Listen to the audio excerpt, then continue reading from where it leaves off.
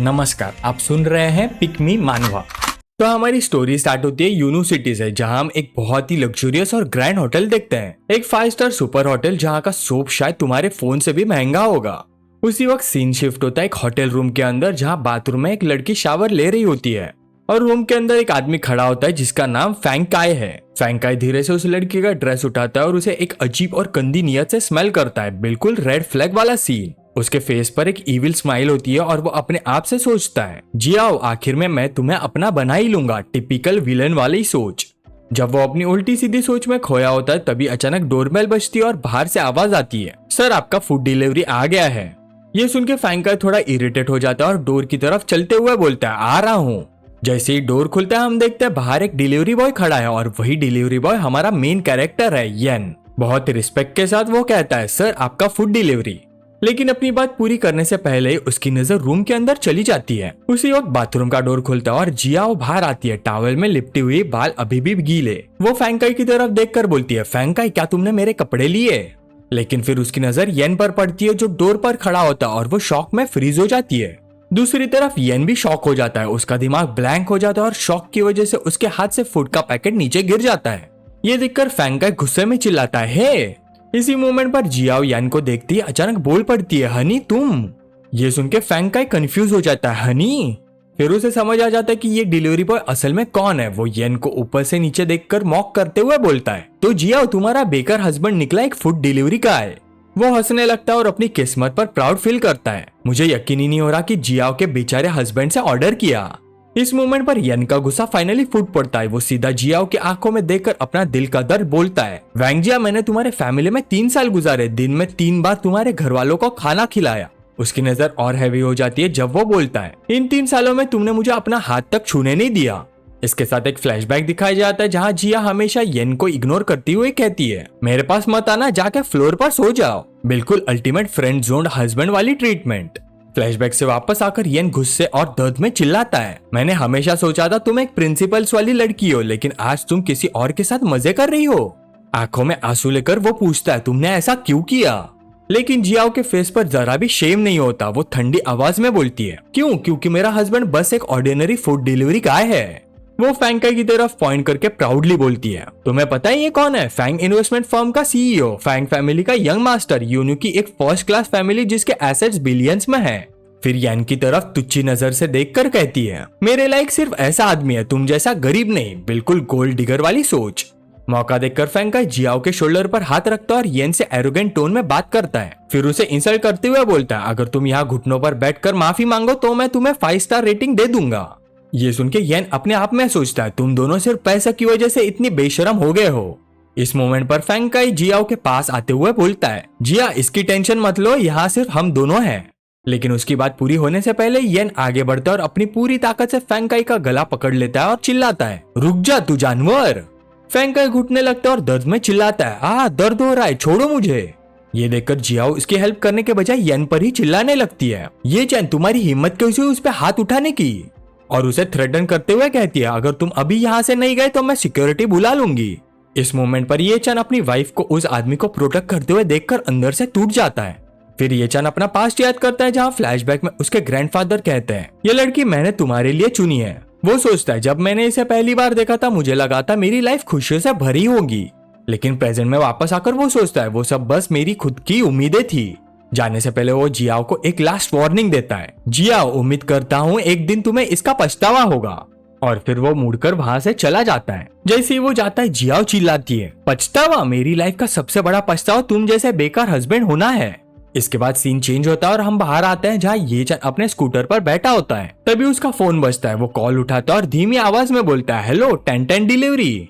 और फोन की दूसरी तरफ से एक शांत लेकिन रिस्पेक्टेबल बुढ़े आदमी की आवाज आती है जो कहता है, थर्ड यंग मास्टर, जुआन फैमिली में दामाद के रूप में तुम्हारा 3 साल का कैरेक्टर टेस्ट आज ऑफिशियली खत्म होता है। ये सुनते ही ये चंद कुछ पल के लिए चुप हो जाता है और बूढ़ा आदमी आगे बोलता है, अगला टेस्ट एक बिजनेस टेस्ट है। ओल्ड मास्टर ने पहले यूसैंग ग्रुप एक्वायर कर लिया और तुम्हें चेयरमैन अपॉइंट करने के लिए सब अरेंजमेंट हो चुके हैं। और इसी मोमेंट पर क्लियर हो जाता है कि ये चंद कोई ऑर्डिनरी डिलीवरी बॉय नहीं है, बल्कि एक बिलियनर है जो सिर्फ एक टेस्ट से गुजर रहा था। ये चंद का फेशियल एक्सप्रेशन धीरे धीरे चेंज होने लगता है। उसका गुस्सा शांत हो जाता है और वो एक काम टोन में कहता है, ठीक है समझ गया। ये कहने के बाद बुढ़ा आदमी थोड़ी डाउट के साथ पूछता है, ओल्ड मास्टर ये भी जानना चाहता है कि तुम्हारी यंग लेडी के साथ कैसी बन रही है, क्या हम उसे ऑफिशियली फैमिली में एक्सेप्ट करके एक हायर बना दे। ये सुनते ही ये फैन का फेस शांत हो जाता है और वो बिना सोचे तुरंत बोलता है, जरूरत नहीं, वो इसके लायक नहीं है। और ये कहकर वो फोन कट कर देता है। इसके बाद सीन शिफ्ट होता है रात के 8 बजे यूनू के जैंग रेसिडेंशियल कम्युनिटी में, जहाँ एक तरफ जियाओ है और दूसरी तरफ ये चन अपना लगेज पैक कर रहा होता है। तब जियाओ आती है और ठंडी और सार्कास्टिक टोन में बोलती है, क्या तुम घर छोड़कर भागने का प्लान बना रहे हो? इतनी छोटी सी बात पर इतना ड्रामा। ये सुन के ये चन रुकता है और सीधा सवाल करता है, तुम्हें चीटिंग एक छोटी सी बात लगती है? यह सवाल सुन के भी जियाओ को जरा से भी शर्म नहीं आती, उल्टा और एटीट्यूड दिखाते हुए कहती है, और तुम क्या एक्सपेक्ट कर रहे हो कि मैं तुमसे माफी मांगू? तुम हमारा खाना खाते हो, हमारा पानी पीते हो और हमारे घर में रहते हो। अगर मैंने तुम्हारे साथ कुछ गलत भी किया है तो तुम्हें सहना पड़ेगा। इतनी बेशरम बातें सुन के ये चैन का सब्र टूट जाता है और वो गुस्से में चिल्लाता है, जियाओ मैंने तुम्हारे वैंग फैमिली को 3 साल तक टॉलरेट किया है। तुम्हारे मॉम डैड ने मुझे कितनी बार सबके सामने इंसल्ट किया और मारा, फिर भी मैंने कभी जवाब नहीं दिया। सालों का दबा हुआ गुस्सा उसकी आवाज में निकल पड़ता है जब वो बोलता है, तुम्हारे अंकल और उनके बेटे मुझे बुली करते रहे और तुम सब ऐसे बिहेव करते रहे जैसे कुछ देखा ही नहीं। तुमने कभी मुझे छूने तक नहीं दिया और मैंने उसका भी रिस्पेक्ट किया।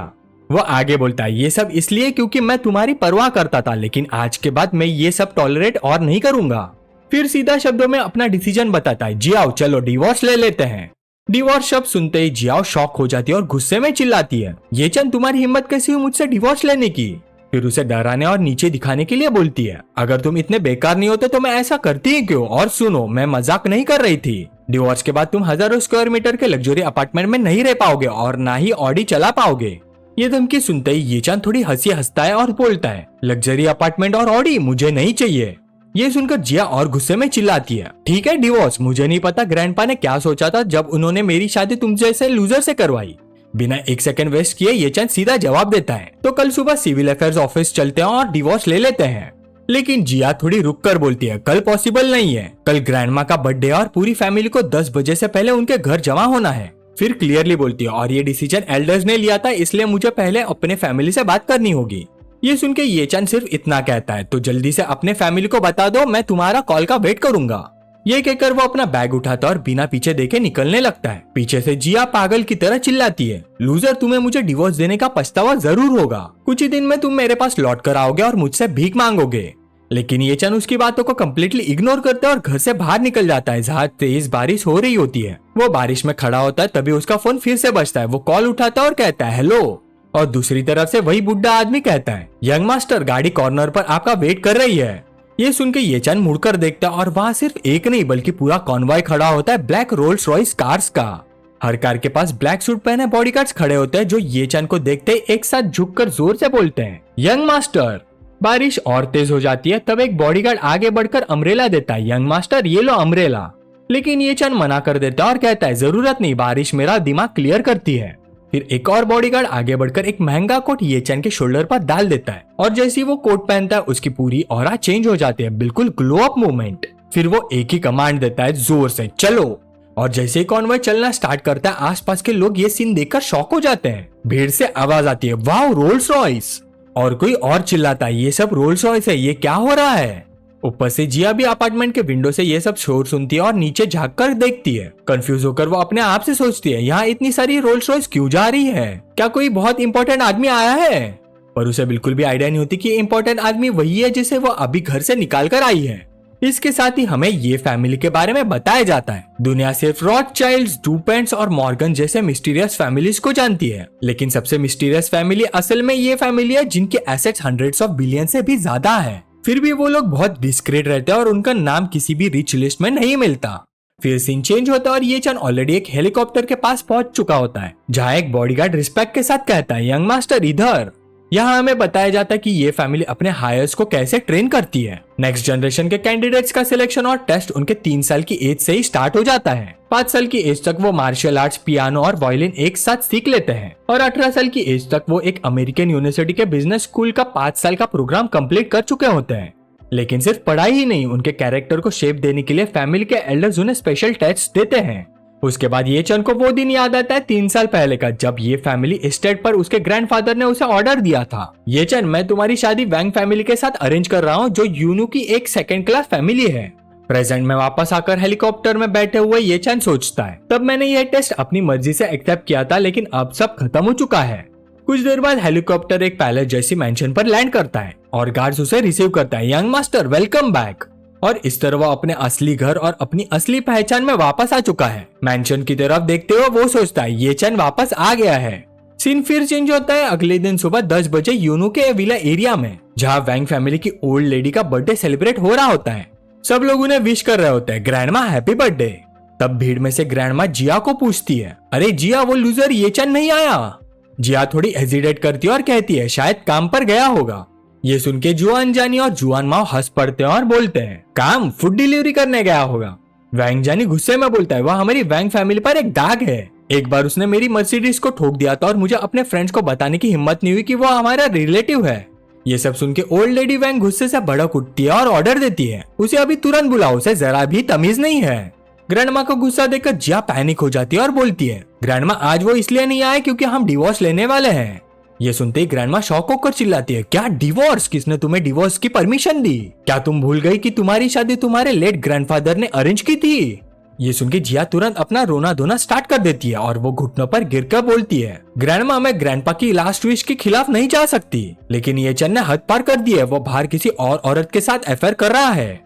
जिया की ये बात सुन के ग्रैंडमा और ज्यादा गुस्से में आ जाती है और चिल्लाकर बोलती है क्या वो जानवर 3 साल तक हमने उसे मेंशन दिया रहने के लिए, लग्जरी कार्स दी चलाने के लिए, और फिर भी वो तुम्हारे प्रति डिवोटेड नहीं हो सका और दूसरी औरतों की तलाश में निकल पड़ा।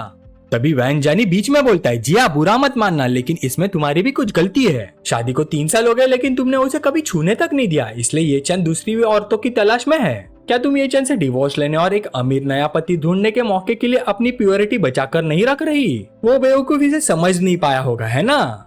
लेकिन ग्रैंडमा का गुस्सा कम होने के बजाय और बढ़ जाता है। वो सख्त आवाज में बोलती है चाहे जिया ने कुछ भी किया हो फिर भी ये चैन को कोई हक नहीं है किसी और औरत को ढूंढने का। उसे अभी का भी यहाँ ले आओ, आज मैं उसे हमारी फैमिली का जस्टिस दिखाऊंगी। ग्रैंडमा का ऑर्डर सुन के जिया डरे हुए टोन में बोलती है जी और तुरंत कॉल लगाती है। कॉल कनेक्ट होते ही ये चैन दूसरी तरफ से पूछता है क्या बात है?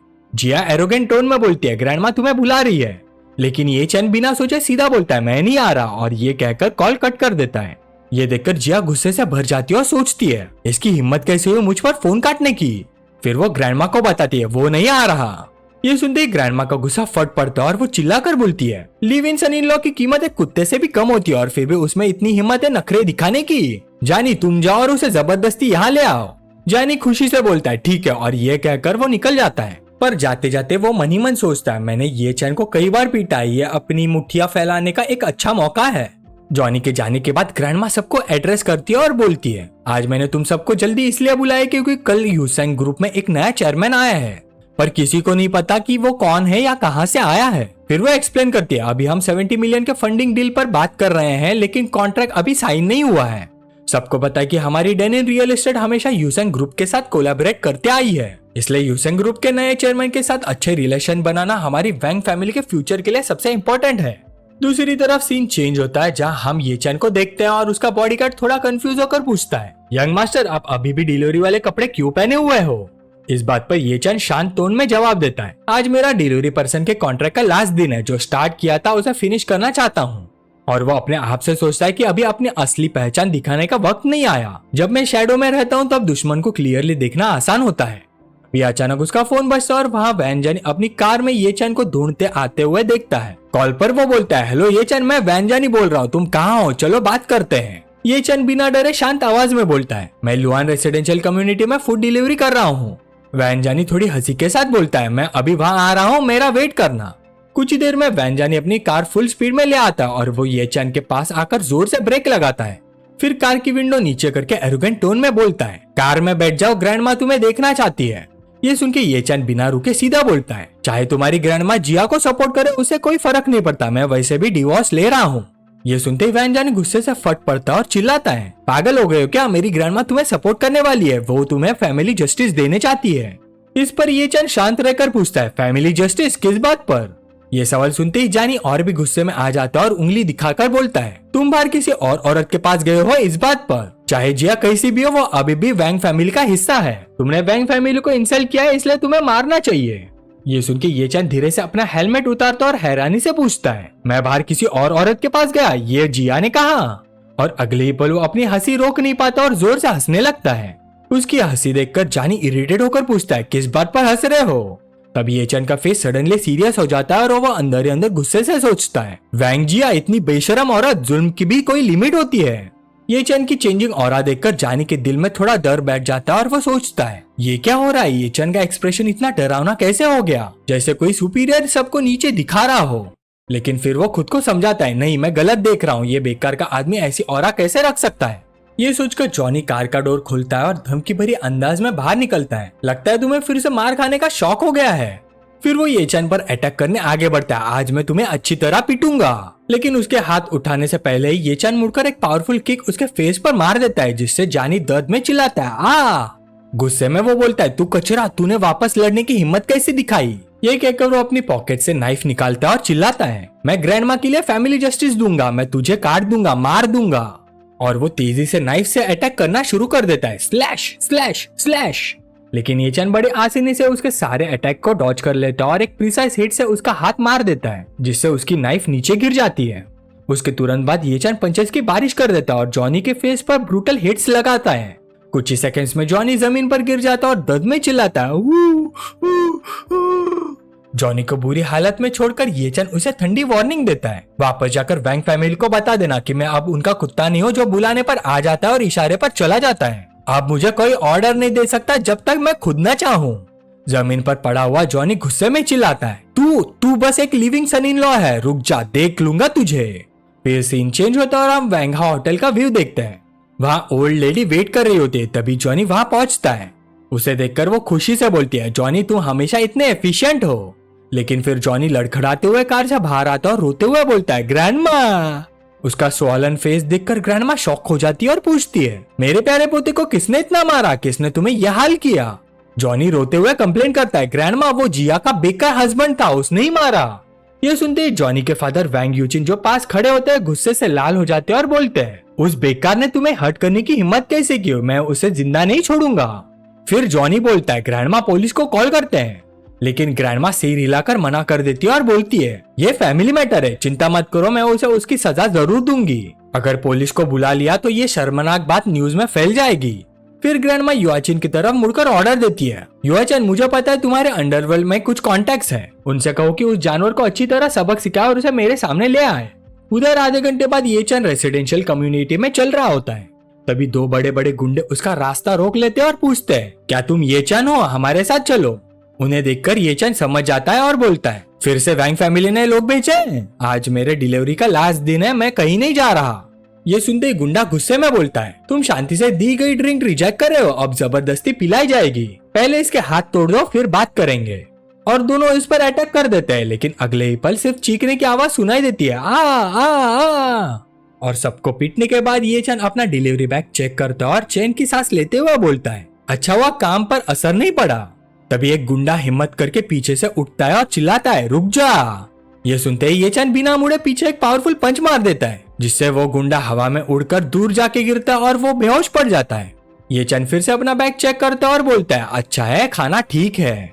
इसके बाद वो अपने स्कूटर पर बैठता है और अगले डेस्टिनेशन की तरफ निकलते हुए बोलता है, बस एक लास्ट ऑर्डर रह गया है। उधर वैंग यांग घबराकर अपनी माँ को बताता है, मॉम जो प्रोफेशनल फाइटर्स मैंने हायर किए थे उन्हें भी ये चन ने हरा दिया। ओल्ड मैडम वैंग शॉक और गुस्से से भर जाती है, क्या कोई नहीं है जो उस जानवर को संभाल सके? पास खड़े गेस्ट हैरानी में बात करते हैं, हे भगवान, क्या वो बेकार दामाद सच में मार्शल आर्टिस्ट हो सकता है? तब एक बुजुर्ग आदमी बोलता है, मैडम मिस्टर माकुन आए हैं, टू ऑन डिलीवरी के जनरल एजेंट, आपको बर्थडे विश करने। ये नाम सुनते ही वैंग यांग बोलता है, क्या ये चैन का बॉस नहीं है? मॉम मेरे पास एक आइडिया है। माकुन महंगी वाइन लेकर अंदर आता है और रिस्पेक्ट के साथ बोलता है, मैडम सुना है आपको वाइन पसंद है, ये 1990 रोमा ने आपके लिए, हैप्पी बर्थडे, आप लंबी और हेल्दी लाइफ जियो। मैडम वैंग गिफ्ट ले लेती है, लेकिन उसका चेहरा उदास होता है, थैंक यू प्रेसिडेंट माँ।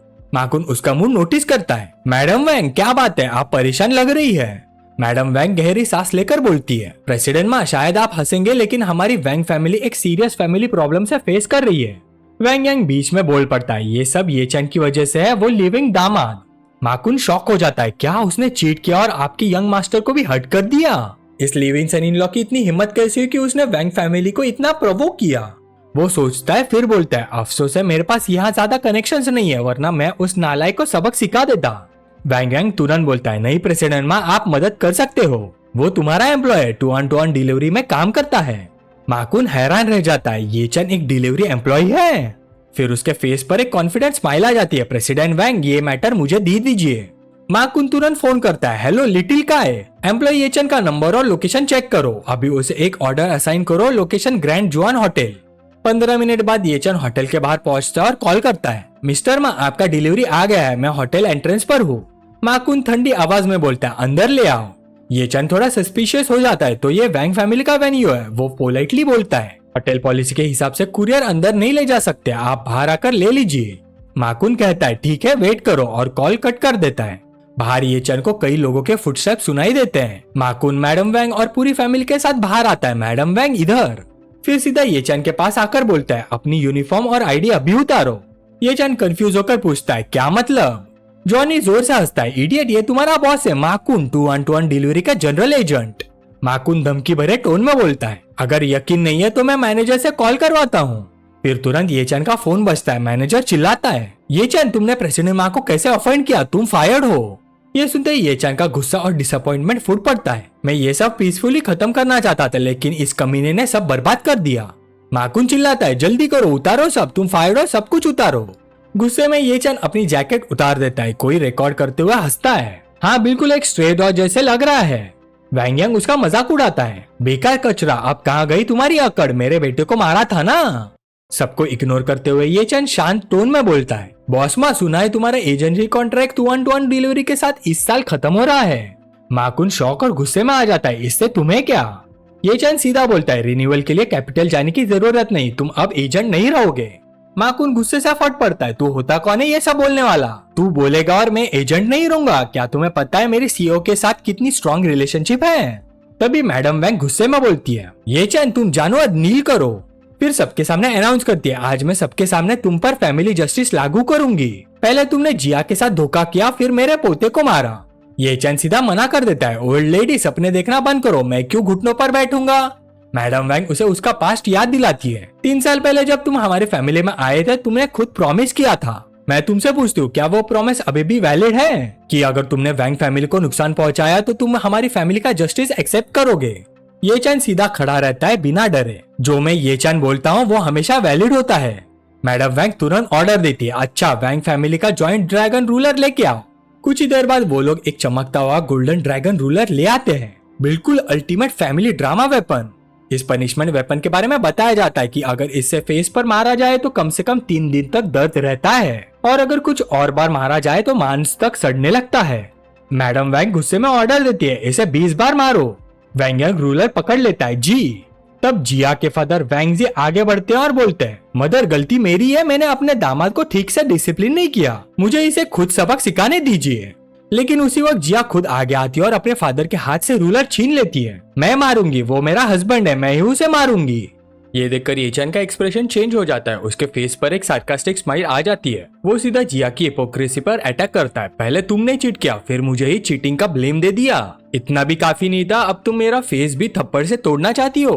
वो रुकता नहीं बल्कि अपनी सार्काज़म और बढ़ा देता है, वाह क्या बीवी है मेरी, सच में मैंने एक सेंचुरी में एक बार मिलने वाली पवित्र पत्नी से शादी की है।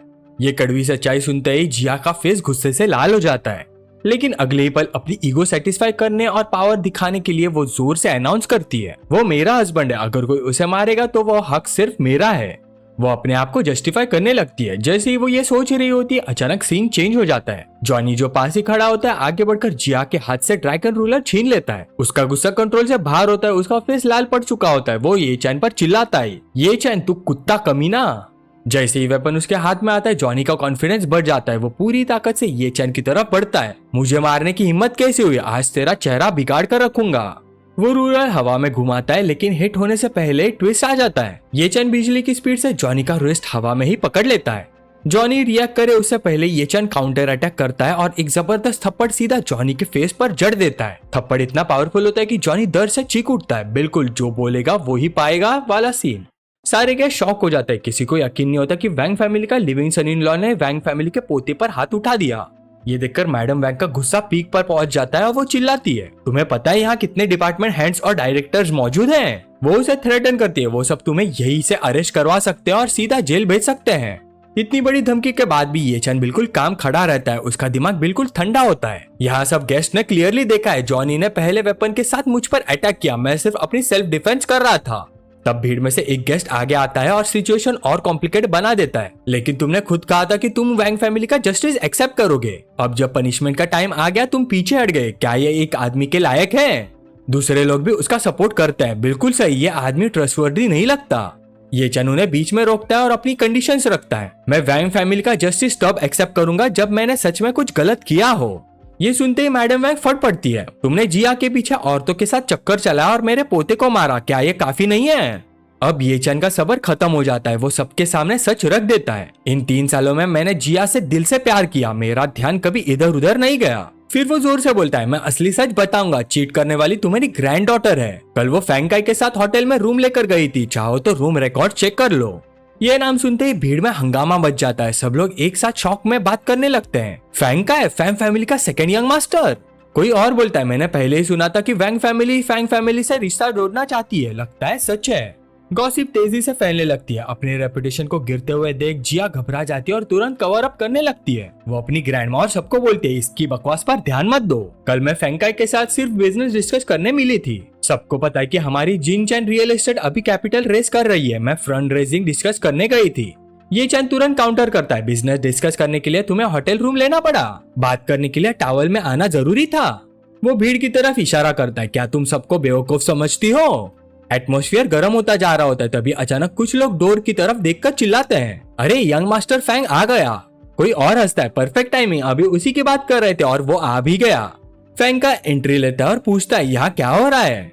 फैंकाई को देखते ही जिया तुरंत उसके पास दौड़ती है और बिचारी बनने का ड्रामा करती है। यंग मास्टर फैंग, ये लिविंग सनी-इन-लॉ मुझे जबरदस्ती आपके साथ अफेयर का इल्जाम लगा रहा है। वो रिक्वेस्ट करती है, जल्दी सबको बताइए कि कल मैं सिर्फ आपसे बिजनेस डिस्कस करने आई थी।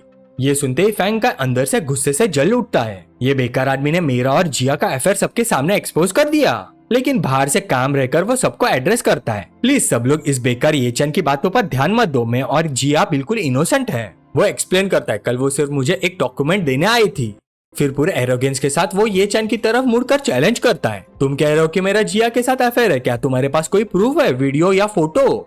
ये बोलकर वो अंदर ही अंदर खुश होता है, क्योंकि उसे पता है कि सारे सबूत ऑलरेडी डिलीट हो चुके हैं। अब देखते हैं ये बेकार दामाद क्या बोलता है। अपनी बात को और स्ट्रॉन्ग बनाने के लिए फैंकाई सबके सामने एक नई कहानी बता देता है। किसने सोचा था कि इसका एटीट्यूड इतना खराब होगा, इसने मेरा ऑर्डर किया हुआ खाना जमीन पर फेंक दिया। फिर कंक्लूड करता है, इसलिए मैंने इसे 1 स्टार रेटिंग दी, इसी वजह से ये इतना गुस्सा है। अपनी बात प्रूव करने के लिए वो तुरंत भीड़ में माकुन की तरफ इशारा करता है। बाई चांस 2-1-2-1 डिलीवरी के जनरल एजेंट बॉस माँ भी यही है। वो बॉस माँ से कहता है, बॉस माँ प्लीज कल के डिलीवरी रिकॉर्ड्स चेक कीजिए। ये सुनते ही बॉस माँ अपना फोन निकालता है और चेक करके बोलता है, यंग मास्टर फैंग बिल्कुल सही कह रहे हैं, कल इसे सच में 1 स्टार रेटिंग मिली थी। ये सुनते ही वहाँ मौजूद गेस्ट ये चैन को तुच्छी नजरों से देखने लगते हैं और कमेंट्स करने लगते हैं। सबकी बातें सुन के ये चैन सीधा जिया की तरफ देखकर पूछता है, मैंने डिलीवरी जमीन पर क्यों फेंकी थी, क्या तुम इस बात को एक्सप्लेन नहीं करोगी? लेकिन जिया उसी पर ब्लेम डाल देती है, ये सब इसलिए हुआ क्योंकि तुम अपने काम में डिलीजेंट नहीं हो, तुम्हारी टॉलरेंस बहुत वीक है। उसके मुंह से ये बात सुनते ही ये चैन जोर जोर से हंसने लगता है। वो हंसते हुए एक इनडायरेक्ट टॉन्ट देता है, वाह क्या बात है, काम में डिलीजेंट नहीं, कैसी टॉलरेंस। फिर अपने मन में सोचता है, ये चैन अब भी तुम इस सेल्फ सेंटर्ड औरत से क्या एक्सपेक्ट कर रहे हो? इसके बाद वो सीरियस हो जाता है और सबके सामने पूछता है, तुम सब कह रहे हो कि मैंने बाहर औरत ढूंढी, क्या तुम्हारे पास कोई प्रूफ है?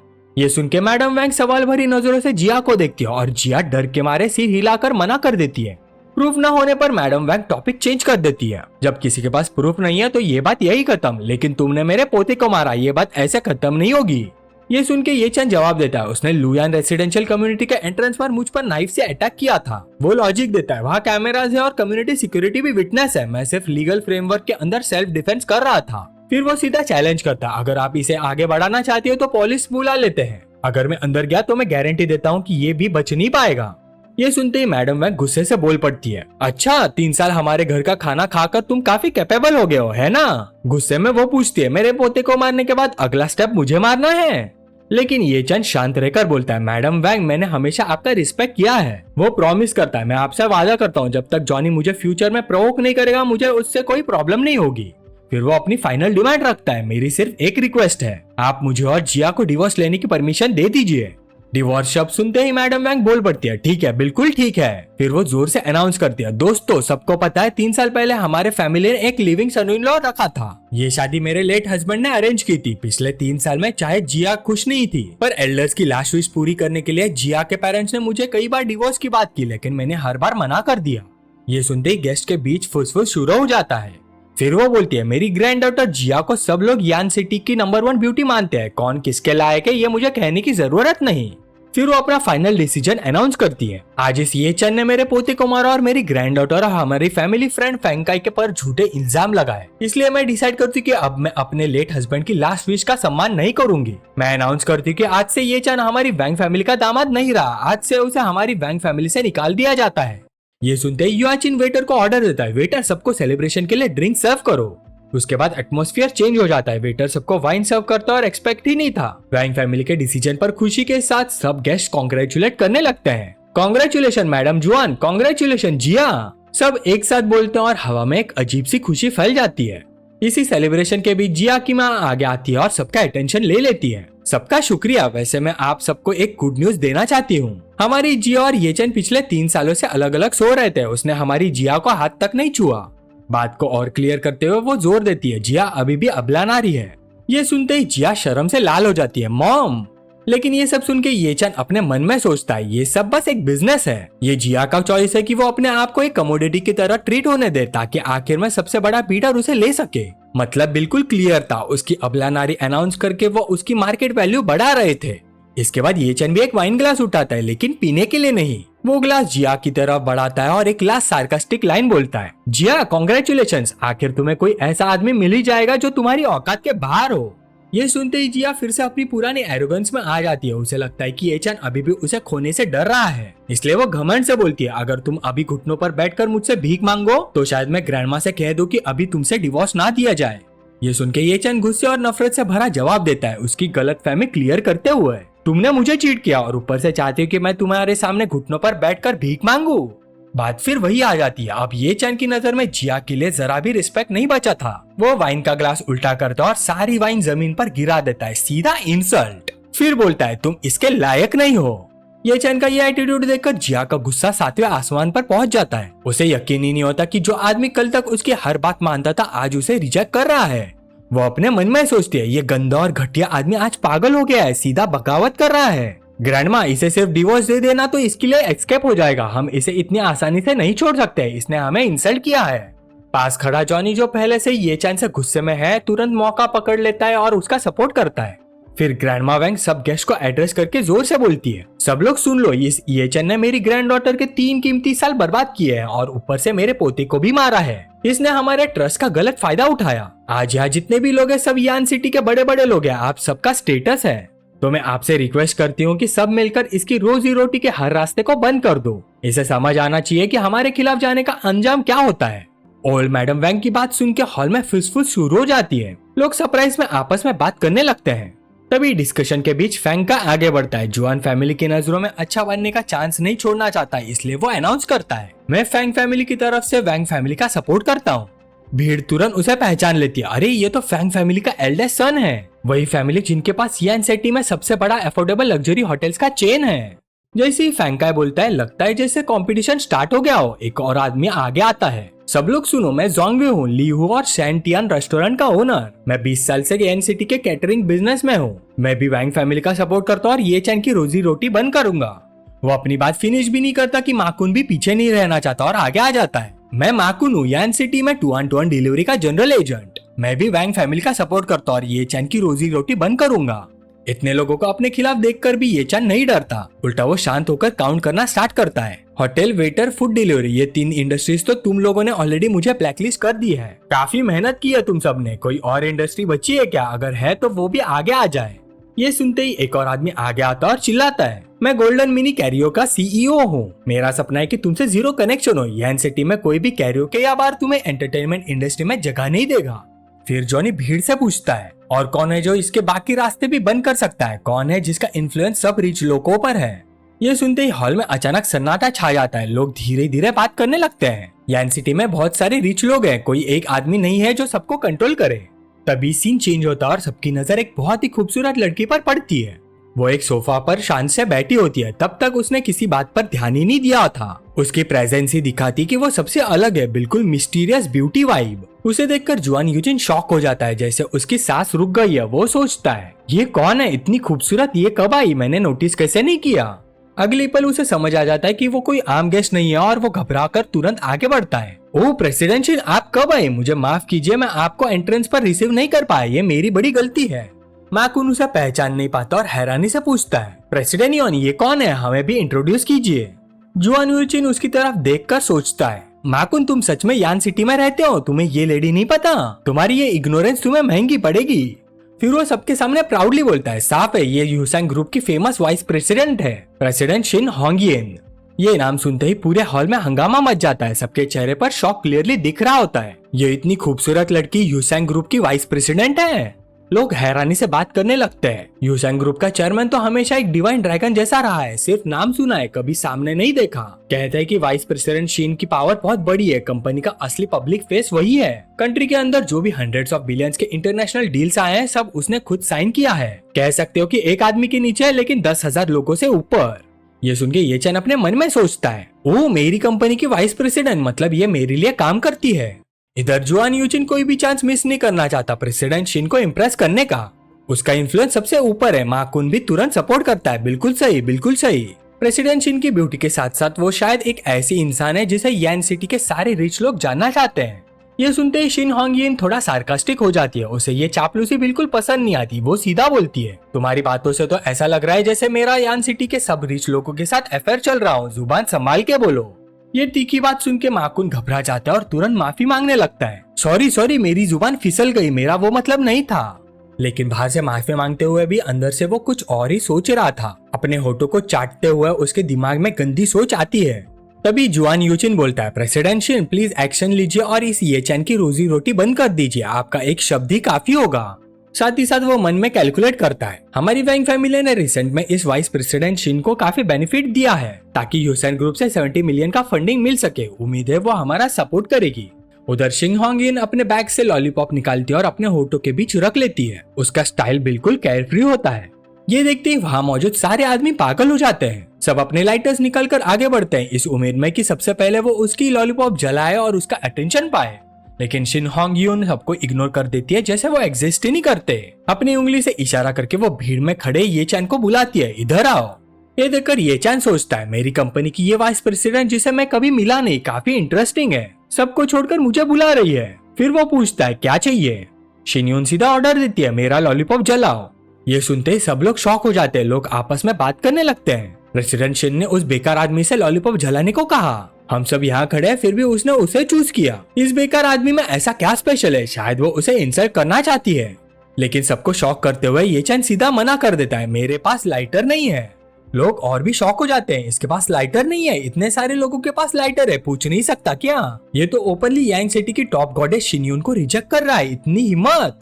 ये सुनते ही शिनयून अपनी सीट से उठती है और सीधा ये चैन की तरफ चलती है। उसके फेस पर अलग ही एक्सप्रेशन होता है। बिल्कुल पास आकर वो पूछती है, नाम? ये सुन के ये चैन पूछता है, कौन सा नाम? शिनयून फिर एम्फोसाइज करती है, तुम्हारा नाम। ये चैन इरिटेटेड टोन में बोलता है, सुना ही नहीं देता क्या? अभी जुआन यूचिन ने बोला था मेरा नाम ये चैन है, बार बार क्यों पूछ रही हो? ये सुनते ही जुआन यूचिन गुस्से में चिल्लाता है, तुम्हें प्रेसिडेंट शिन के सामने बदतमीजी करने की परमिशन नहीं है, अपनी औकात में रहो। लेकिन शिनयून हाथ उठाकर उसे चुप रहने का सिग्नल देती है। उसे ये चैन का ये एटीट्यूड पसंद आ रहा होता है। वो और पास आ जाती है, इतने पास कि उसके बीच का डिस्टेंस लगभग 0 हो जाता है। वो अपने हाथ ये चैन के चेस्ट पर रखती है और बोलती है, ये चैन तुम्हारा सरनेम हमारे नए अपॉइंटेड चेयरमैन के सरनेम जैसा है। इस कोइंसिडेंस की वजह से मैं तुम्हें एक चांस देना चाहती हूँ। वो उसे ऊपर से नीचे तक देखकर धीरे से बोलती है, ध्यान से देखो, तुम तो काफी अच्छे लगते हो, तुम में कुछ तो बात है। मेरी बात मान लो, मैं तुम्हें अपना पर्सनल बॉडीगार्ड बना दूंगी, क्या कहते हो? ये सुनते ही पूरे हॉल में हंगामा मच जाता है। लोग चिल्लाते हैं, प्रेसिडेंट शिन उस ये चैन को बचाने की कोशिश कर रही है, हम उसकी लाइफ बर्बाद करना चाहते हैं और वो उसे जॉब दे रही है। इतनी खूबसूरत और पावरफुल लड़की का पर्सनल बॉडीगार्ड बनना, क्या प्रेसिडेंट शिन का दिल उस पर आ गया है? दूर खड़ी जिया ये सब देखकर गुस्से और कंफ्यूजन से जल रही होती है। उसे समझ नहीं आ रहा होता कि ये पावरफुल लेडी उस आदमी को क्यों बचा रही है जिसको वो खुद निकालना चाहती है। ये शिनयून क्या चाहती है? इस हंगामे के बीच अचानक जुआन यूचिन के दिमाग में एक घंटी बजती है। उसे एक बात क्लिक होती है, यूसन ग्रुप के नए चेयरमैन का सरनेम भी ये है। अपनी क्यूरियोसिटी कंट्रोल ना करते हुए वो तुरंत पूछ लेता है, प्रेसिडेंट शिन, क्या मैं चेयरमैन ये का पूरा नाम जान सकता हूँ? ये सीधा सवाल सुनते ही शिनयून थोड़ी डिफेंसिव हो जाती है। सच तो ये था कि वो खुद भी ये नहीं जानती थी, लेकिन अपनी इग्नोरेंस छुपाते हुए और कॉन्फिडेंस दिखाते हुए बोलती है, सॉरी चेयरमैन, ये अभी नहीं चाहते कि ज्यादा लोग उनके बारे में जाने। बाहर से कॉन्फिडेंट दिखने वाली शिनयून अंदर से डर रही होती है और सोचती है, मुझे खुद उस मिस्टीरियस चेयरमैन का नाम नहीं पता, अगर लोगों को पता चल गया तो मजाक बन जाएगा। उसकी हालत और फेक कॉन्फिडेंस देखकर ये चैन अंदर ही अंदर मुस्कुराता है और सोचता है, इसे मेरी आइडेंटिटी बिल्कुल नहीं पता, वरना ये मुझसे लॉलीपॉप जलाने को नहीं गई थी। सिचुएशन समझकर ये चैन सीधा पूछता है, प्रेसिडेंट शिन, आप मेरी लाइवलीहुड का क्या अरेंजमेंट करने वाली है? इस पर शिनयून बिना झिझक एक कंडीशन रख देती है और बोलती है, जब तक तुम अलग अलग जाके ओल्ड मैडम वैंग, वैंग जॉनी और अपनी वाइफ से घुटनों पर बैठकर माफी नहीं मांगते, तब तक मैं इंटरवीन नहीं करूंगी। उसके बाद मैं तुम्हें अपना पर्सनल बॉडीगार्ड रखूंगी, साल का 200,000 सैलरी के साथ। यह ऑफर सुनते ही लोगों के बीच फिर से बातें शुरू हो जाती हैं। लोग फुसफुस करते हैं, प्रेसिडेंट शिन उस ये चैन को बचाने की कोशिश कर रही है, क्यों? कोई कैलकुलेट करके बोलता है, सिर्फ झुककर माफी मांगने से ये ब्लैकलिस्ट से बच जाएगा और इतनी खूबसूरत प्रेसिडेंट शिन के बॉडीगार्ड भी बन जाएगा। ये सब सुन के दूर खड़ी जिया का गुस्सा और बढ़ जाता है। वो सोचती है, इस औरत को क्या हो गया, ये बार बार ये चैन को डिफेंड क्यों कर रही है? वो तुरंत अपनी ग्रैंड माँ के पास जाकर कंप्लेन करती है, ग्रैंड माँ, प्रेसिडेंट शिन आपके खिलाफ जाने की कोशिश कर रही है। लेकिन ओल्ड मैडम वैंग का रिएक्शन बिल्कुल अनएक्सपेक्टेड होता है। गुस्सा होने के बजाय शिनयून की चतुराई से इम्प्रेस होकर बोलती है, ये लड़की बहुत हाई लेवल प्लेयर है, इसलिए इतनी छोटी एज में यूसेंग ग्रुप की वाइस प्रेसिडेंट बनी है। वो सिचुएशन समझाते हुए कहती है, देखो ये बिना किसी को ऑफेंड किया किसी भी आदमी को अपना एडमायरर बना सकती है और उसे ग्रेटफुल फील करा सकती है। अब सबको लग रहा है कि ये चैन इस गोल्डन ऑफर को खुशी खुशी एक्सेप्ट कर लेगा। लेकिन तभी ये चैन का फेस बिल्कुल ठंडा हो जाता है और बिना किसी डाउट के सीधा बोल देता है, मैं मना करता हूँ। ये सीधा जवाब सुनते ही जिया की आंखें फट जाती है। शिनयून को भी यकीन नहीं होता, वो गुस्से और फ्रस्ट्रेशन में चिल्लाती है, फिर से बोलो। उसके दिमाग में ये बात बैठ ही नहीं रही होती, ये छोटा सा लिविंग सन इन लॉ मुझे सबके सामने रिजेक्ट कर रहा है। तभी अचानक सीन टर्न लेता है। ये चंद तेज कदम से आगे बढ़ता है और शिनयून के बिल्कुल पास जाकर उसका कान पकड़ लेता है। उसका कान खींचकर जोर से बोलता है, मैंने कहा मैं मना करता हूँ। ये देखकर शिनयून दर्द से चीख पड़ती है, आ! उसका कान सुन हो जाता है और उसके फेस पर दर्द और शर्म दोनों साफ दिखते हैं। ये देखकर जुआन यूचिन कंट्रोल खो देता है और उंगली दिखाते हुए चिल्लाता है, तुम्हारी हिम्मत कैसे हुई प्रेसिडेंट शिन पर हाथ उठाने की? लेकिन ये चैन बिल्कुल रिलैक्स रहकर अपनी एक्शन जस्टिफाई करता और मजाक उड़ाता है, मुझे लगा प्रेसिडेंट शिन को सही से सुनाई नहीं देता है, इसलिए मैंने उनके कान के पास जाके बोला। अपनी बेइज्जती देखकर शिनयून का गुस्सा कंट्रोल से बाहर हो जाता है। वो घूरकर ये चैन को चैलेंज करती है, ठीक है, बहुत ठीक, ये चैन तुम में हिम्मत है। अंदर ही अंदर वो गुस्से से जल रही होती है और सोचती है, ये बेकार दामाद अपने भले बुरे का फर्क नहीं जानता। अब बात सीधा धमकी तक पहुंच जाती है। वो ओल्ड मैडम की तरफ मुड़कर सबके सामने अनाउंस करती है, ओल्ड मैडम वैंग, मैं शिनयून यूसेंग ग्रुप की वाइस प्रेसिडेंट वैंग फैमिली का सपोर्ट करती हूँ और ये चैन के यान सिटी में जीने का हर रास्ते को बंद कर दूंगी। जैसे ये फाइनल अनाउंसमेंट होती है, वहाँ मौजूद गेस्ट ये चैन पर हंसने लगते हैं। एक आदमी टॉन्ट मारता है, ये चैन जैसा बेकार आदमी अब बॉडीगार्ड भी नहीं बन पाएगा। दूसरा आदमी हंसकर बोलता है, अब तो तुझे यान सिटी में जीने का कोई चांस नहीं मिलेगा। ये सब देखकर जिया के मन में सेटिस्फेक्शन आ जाता है और वो कहती है, तुमने खुद ही अपने पैर पर कुल्हाड़ी मार ली, तुम्हें चुपचाप सब सह लेना चाहिए था। और जब सबको लग रहा होता है कि ये चैन आप सरेंडर करेगा, तब वो शिनयून से एक टेक्निकल सवाल पूछता है, शिनयून, जो आपने अभी कहा, क्या वो आपके पर्सनल डिसीजन है या यूसेंग ग्रुप का डिसीजन? शिनयून बिना झिझक और पूरे कॉन्फिडेंस के साथ बोलती है, ये दोनों का डिसीजन है। इस पर ये चैन उसे लॉजिक के जाल में फंसा देता है और बोलता है, आप यूसेंग ग्रुप की वाइस प्रेसिडेंट है, चेयरमैन नहीं, तो आपको क्या हक है पूरे यूसेंग ग्रुप का स्टांस रिप्रेजेंट करने का? ये चैन का ये लॉजिकल आर्गुमेंट सुनते ही भीड़ में फिर से फुसफुस शुरू हो जाती है। लोग समझने लगते हैं कि वो सही कह रहा है और बोलते हैं, बिल्कुल सही, प्रेसिडेंट शिन का पोजीशन सबसे ऊपर नहीं है यूसेंग ग्रुप में। एक और गेस्ट लीगल एंगल से बोलता है, लॉजिक के हिसाब से देखा जाए तो ये चेयरमैन के नाम पर डिसीजन नहीं ले सकती। तीसरा आदमी ऐड करता है, वैसे भी इन दोनों के बीच कोई गहरा रिलेशन नहीं है। ये सब सुन के शिनयून को लगता है कि वो फंस रही है, इसलिए अपनी इज्जत बचाने के लिए वो एक बड़ा झूठ बोलने का डिसाइड करती है और कहती है, ठीक है, मैं पहले ये नहीं कहना चाहती थी, लेकिन आज तुम सच जानकर मरना चाहते हो तो मैं सबको बता देती हूँ। असल में यूसेंग ग्रुप का नया चेयरमैन मेरा लवर है। ये सुनते ही असली चेयरमैन यानी ये चैन का दिमाग हिल जाता है। वो हैरानी से सोचता है, क्या मैं कब तुम्हारा लवर बन गया? शॉक में उसके मुंह से निकल जाता है, क्या? शिनयून अपने झूठ पर टिकती है और जोर देकर कहती है, मैंने कहा चेयरमैन, ये मेरा लवर है। ये सुन के ये चैन अपने मन में सोचता है, मेरे सामने ही मुझे अपना लवर बोल रही है, जरा भी शर्म नहीं है। यह हाइपर बोला सुनते ही हॉल में फिर से हंगामा मच जाता है। लोग एक दूसरे को देखकर बातें करने लगते हैं। तो वो मिस्टीरियस चेयरमैन ये असल में प्रेसिडेंट शिन का बॉयफ्रेंड है, इसलिए वो अचानक यान सिटी में आया है। तुरंत चापलूसी शुरू हो जाती है। प्रेसिडेंट शिन, आपने पहले क्यों नहीं बताया? अगर चेयरमैन ही आपके लवर है तो अब तो हम टेंशन फ्री हैं। जुआन यूचिन अपने मन में कैलकुलेट करता है और खुशी से भर जाता है। वैंग फैमिली ने ऑलरेडी शिनयून को पैसे दिए हैं। अगर वो चेयरमैन की लवर है तो 70 मिलियन की फंडिंग तो पक्का है। थोड़ी एम्बैरेस शिनयून अपना झूठ संभालते हुए कहती है, मेरा बॉयफ्रेंड काफी सीरियस है अपने काम को लेकर। वो हमेशा वर्क और पर्सनल लाइफ को अलग रखता है। बात यही खत्म नहीं होती, वो आगे बढ़कर सबसे कहती है, इसलिए मैं चाहती हूँ कि आप लोग इस बात को सीक्रेट रखें। ये सब ड्रामा देखकर ये चन अंदर ही अंदर हंस रहा होता है। सिचुएशन की आयरनी समझकर वो सोचता है, पहले इतने कॉन्फिडेंस से झूठ बोला, अब डर रही है कि कहीं सच बाहर ना आ जाए, इसलिए सीक्रेसी का एक्सक्यूज बना रही है। उसे हंसते देखकर शिनयून को इंसल्ट फील होता है। वो इरिटेट होकर पूछती है, तुम हंस क्यों रहे हो ये चैन? उसे रियलिटी चेक देने के लिए वो इनडायरेक्ट टॉन्ट मारता है, मैंने सुना है चेयरमैन ये ना सिर्फ बहुत अमीर है बल्कि हैंडसम और टैलेंटेड भी है। प्रेसिडेंट शिन थोड़ी अट्रैक्टिव तो है, लेकिन सवाल यह है कि क्या वो चेयरमैन की चॉइस बनेगी? शायद नहीं, है ना? ये सुनते ही शिनयून का ईगो हर्ट हो जाता है और वो और ज्यादा घमंड से अपनी कहानी बनाने लगती है। वो कहती है, चेयरमैन ये मुझे पहली नजर में ही पसंद करने लगे थे। उन्होंने साउथ ईस्ट एशिया में एक पूरा आइलैंड रेंट किया, एक ग्रैंड कन्फेशन अरेंज किया और घुटने पर बैठकर मुझे प्रपोज किया। ये बिल्कुल फिल्मी कहानी सुन के भीड़ वाव बोलती है और इम्प्रेस हो जाती है। लेकिन असली चेयरमैन ये चन ये सब सुन के शॉक हो जाता है और सोचता है, ये औरत कहानी बनाने में एक्सपर्ट है क्या? फिर वो थक कर बोलता है, बस करो, मुझे तुमसे आर्ग्यू नहीं करना। इस पॉइंट पर ये चन अपना फोकस शिफ्ट करता है और सीधा जिया की तरफ देखकर बोलता है, जिया चलो अभी सिविल अफेयर ऑफिस चलते हैं और डिवोर्स प्रोसीजर स्टार्ट करते हैं। ये सुन के जिया भी गुस्से में बोलती है, ठीक है चलो। लेकिन तभी जॉनी उसका रास्ता रोक लेता है। वो उन्हें इतनी आसानी से जाने नहीं देना चाहता और मजाक उड़ाते हुए बोलता है, इतनी जल्दी क्या है, बर्थडे बैंक्वेट का खाना खाकर जाना। जब थोड़ी देर में फीस्ट स्टार्ट होगा हम दरवाजे के पास तुम्हारे लिए एक बॉल भी रख देंगे। आखिर खाना खाने के बाद तुम्हें यान सिटी छोड़ना ही पड़ेगा। फिर जॉनी माकुन की तरफ मुड़कर पुरानी बात याद करता है, बॉस माँ तुम्हें थैंक्स बोलना पड़ेगा। वो सीन याद है जब तुमने ये चैन को बाहर कपड़े उतारने पर मजबूर किया था, बिल्कुल कुत्ते को ट्रेन करने जैसा था। माकुन भी खुश होकर बोलता है, यंग मास्टर जुआन आप ज्यादा तारीफ कर रहे हैं।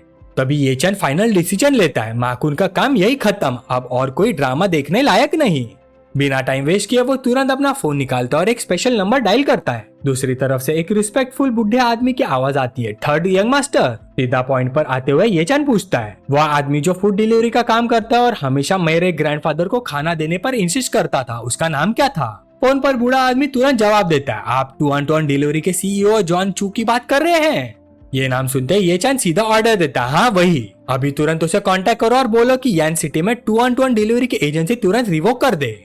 ये सुनते ही वहाँ मौजूद सब लोग शॉक हो जाते हैं। उन्हें अपने कानों पर यकीन नहीं होता कि ये आदमी किस लेवल की बात कर रहा है और किसको ऑर्डर दे रहा है।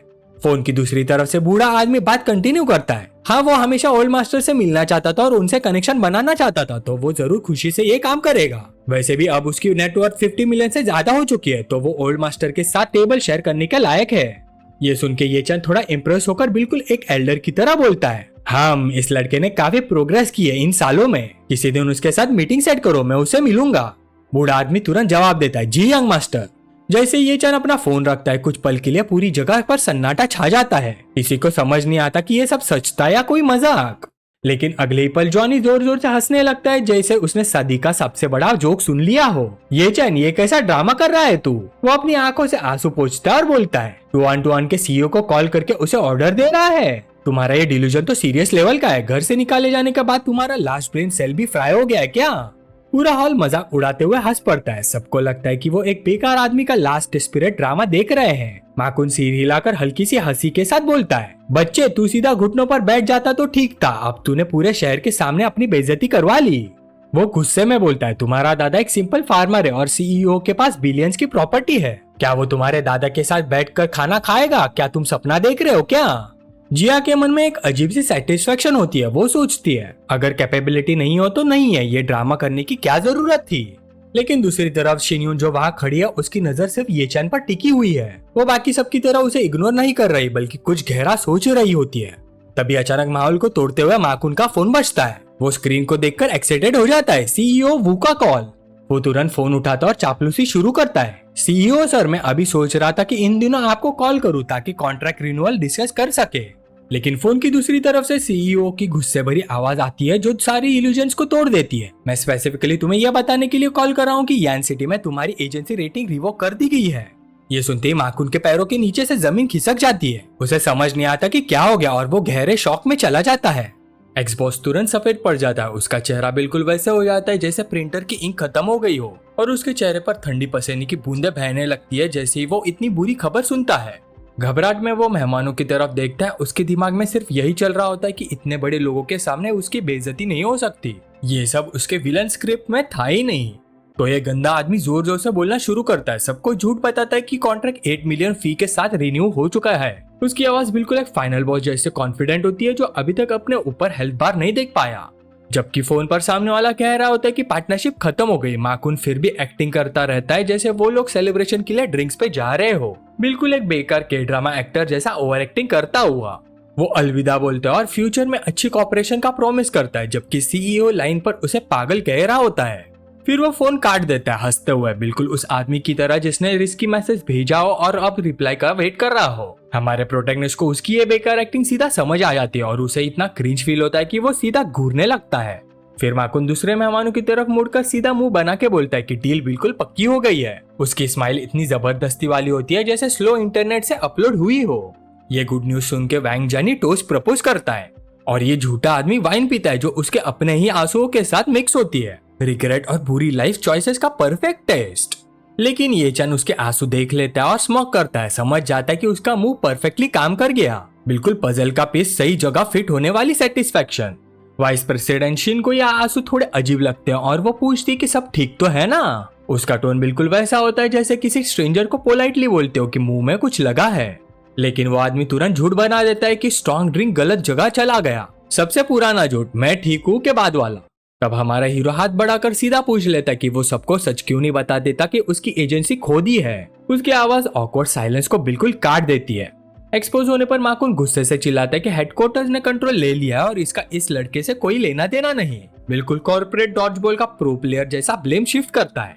हमारे प्रोटैगनिस्ट को इन एक्विजिशन से कोई फर्क नहीं पड़ता। वो कामली बोलता है कि वो आर्ग्यू करके टाइम वेस्ट नहीं कर रहेगा क्योंकि उसे सच पता है। उसका चिल वाइब पूरे रूम के कियोस के बिल्कुल ऑपोजिट होता है। माकुन पसीने में भीग रहा होता है लेकिन गेस्ट को यकीन नहीं होता कि ये बेकार घर जमाई इतनी बड़ी एजेंसी गिरा सकता है। उनका लॉजिक वही पुराना होता है, जो वीक दिखता है वो वीक ही होता है। लेकिन शिन्यून थोड़ी सीरियस हो जाती है। उस लड़के को ध्यान से देखते हुए सोचते कि शायद ये कोई पावरफुल बंदा हो सकता है। उसका डिटेक्टिव मोड ऑन हो जाता है। तभी जिया की माँ आगे बढ़कर सिचुएशन को काम करने की कोशिश करती है। सबको बोलती है कि उसका सन इन लॉ सिर्फ एक गांव का आदमी है जिसका कोई इन्फ्लुएंस नहीं है। उसकी आवाज से ही पता चल जाता है कि वो झूठ बोल रही है। वो उस लड़के को और नीचा दिखाती है, बोलती कि अगर वो किसी पावरफुल लोग को जानता होता तो खुद को कुत्ते की तरह ट्रीट होने नहीं देता। घर की बड़ी औरत भी एग्री करती है और हंस पड़ती है। उसे लगता है कि रिच लोग इतनी मुश्किलें कभी बर्दाश्त नहीं करते। उसकी हंसी बिल्कुल वैसे होती है जैसे कोई वीआईपी रीडर जो समझता है कि उसे पूरी स्टोरी पता है। अपनी इज्जत बचाने के लिए माकुन एक बहुत महंगी वाइन बॉटल दिखाता है लेकिन वेटर सबको खाने के लिए बुला लेते हैं। उसका बड़ा मोमेंट खत्म हो जाता है, बिल्कुल चुप हो जाओ खाना आ गया है वाली सिचुएशन। ये सब देखकर हमारे हीरो समझ जाता है कि ये फैमिली कितनी मटेरियलिस्टिक है और उसे परफेक्टली समझ आ जाता है कि उसके साथ धोखा क्यों हुआ। तभी हेड शेफ अनाउंस करता है कि बैंक्वेट स्टार्ट होने वाला और सबको मेन हॉल में आने को बोलता है। चलते वक्त जिया धीरे से उसे बोलती कि डिनर के बाद डिवोर्स फाइनलाइज करे ताकि पार्टी खराब ना हो। उसकी प्रायोरिटीज बिल्कुल क्लियर होती है। मजबूरी में प्रोटैगनिस्ट पीछे एक टेबल पर अकेला बैठ जाता है और डिसाइड करता है कि सबके खत्म होने तक वेट करेगा। एक क्लासिक कॉर्नर में बैठा हुआ हीरो सीन। अचानक उसके पास बैठी एक फीमेल गेस्ट ड्रामा क्रिएट करती है सिर्फ इसके लिए क्योंकि उसका स्पून उसके स्पून से टच हो गया, जैसे वो कोई कचरा। Full extra drama mode. ये चैन ड्रामा को इग्नोर करता है और नोटिस करता है कि जो डिश सर्व हो रही है वो पपाया सूप है जो किसी के ट्विन टावर्स बढ़ाने के लिए फेमस है। वो उस लड़की को देखकर कैजुअली बोलता है कि शायद उसे ये लेने की जरूरत नहीं है। ये सुन के लड़की गुस्से और कंफ्यूजन में आ जाती है। वो गुस्से में खड़ी हो जाती है लेकिन लड़का बस उसकी तरफ देखकर इशारा करता है कि वो ऑलरेडी काफी इक्विप्ड है। शक में पड़कर वो लड़की तुरंत अपना टोन चेंज कर देती है और कहती है कि तुम ही सूप पी लो, जैसे उसने कुछ बोला ही नहीं हो। लेकिन अंदर ही अंदर सोचती है कि ये लड़का कितना इरिटेटिंग है, मेरी तरफ देख भी नहीं रहा। कुछ ही देर बाद वो अपनी दादी के पास दौड़कर जाती है और कंप्लेन करती है कि ये चैन को यहाँ खाने की परमिशन नहीं होनी चाहिए। बोलती है कि ये बेकार घर जमाए बर्थडे गिफ्ट भी नहीं लाया और इसे बैंक्वेट में होने का हक ही नहीं है। वो लड़की फिर भी बकबक करती रहती है, बोलती कि फैमिली को थोड़ी इंटीग्रिटी रखनी चाहिए और डिवोर्स तो खाने के बाद भी प्रोसेस होगा। लेकिन फिर भी बार बार पॉइंट आउट करती कि आज 18 बर्थडे और ये आदमी खाली हाथ आया है। हमारा प्रोटैगनिस्ट ये सब चुपचाप सुनता रहता है और सोचता है कि अगर मैट्रियार्क ने 3 साल तक डिवोर्स रोकने की जिद न की होती तो उसका मिशन कब का फेल हो गया होता। इसलिए वो उस अजीब रूल के लिए एक्चुअली थैंकफुल होता है। आज जब वो ऑफिशियली फैमिली छोड़ रहा है तो ये चंद डिसाइड करता है कि उसे भी कुछ देना चाहिए और अपना फोन निकाल कर एक सबऑर्डिनेट को कॉल करता है। बोलता है कि एक गिफ्ट प्रिपेयर करी तुरंत होटल भेजो। बिल्कुल हिडन ओपी कैरेक्टर वाला कैजुअल पावर मूव। उसे फोन पर देखकर जिया हंस पड़ती है और बोलती है, क्या तुमने अपनी कॉन्शियस कचरे में मिला दी? फिर एरोगेंस से बोलती कि वैंग फैमिली तुम्हारा कोई सस्ता सा गिफ्ट सबके सामने एक्सेप्ट नहीं करेगा।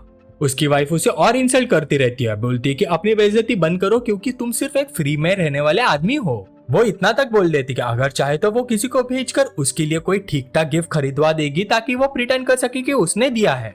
लेकिन हमारा हीरो शांत रहता है, आराम से खाना खाता रहता है और उसकी बातों को इग्नोर करता है। ये देखकर जिया और गुस्से में आ जाती है और चिल्लाती है, क्या तुम बहरे हो गए हो? उसकी आवाज फ्रस्ट्रेशन से हाई पिच पर चली जाती है, पर लड़का तो अपनी प्लेट से नजर भी नहीं उठाता। करीबन 10 मिनट बाद एक simple delivery boy yellow helmet पहनकर होटल के लग्जरियस लॉबी में घुस आता है। स्टाफ उसे एंट्रेंस पर रोकता है और कहता है, ये प्राइवेट पार्टी है, बाहर के लोग अलाउड नहीं है। लेकिन वो आदमी विनम्रता से बोलता है कि वो सिर्फ एक बर्थडे गिफ्ट डिलीवर करने आया है और तुरंत चला जाएगा। उसकी सिंपलिसिटी बिल्कुल अलग चमक रही होती है। थोड़ा कंफ्यूज होकर वो इधर उधर देखता है और पोलाइटली पूछता है कि आज बर्थडे किसका है ताकि वो सही आदमी को पार्सल दे सके। वैंग जानी तुरंत खड़ा हो जाता है, सोचता है कि शायद खाना आया है। उसका दिमाग हमेशा स्नैक मोड में ही रहता है। डिलीवरी बॉय बताता है कि रास्ते में उसकी मुलाकात एक रोल्स रॉयस वाले से हुई, जिसने उसे 500 रुपए देकर बोला कि यह पैकेट जल्दी से होटल पहुंचा दो।